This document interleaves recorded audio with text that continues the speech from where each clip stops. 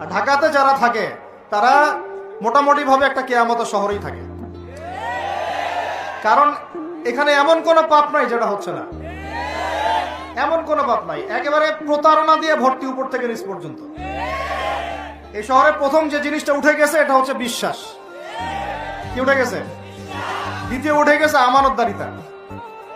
বিশ্বাস উঠে গেছে, এখানে নাই। আমানতদারিতা নাই। কে কার উপর দিয়ে টক্কর দিতে পারে এটা হচ্ছে আমাদের এজেন্ডা আর কি। একটা রাস্তার যে ভিক্ষুক, এরও মাথায় যে এত শয়তানি বুদ্ধি, আর অন্য সেক্টর না হয় নাই বললাম। এই বিশ্বের সার্বভৌমত্ব চলতেছে জাতিসংঘের। কার? এই বিশ্বের রাজনৈতিক মোড়ল জাতিসংঘ। আপনি ইসলামিক বিধানের কথা যতই বলেন তারা মানবে না, সোজা কথা।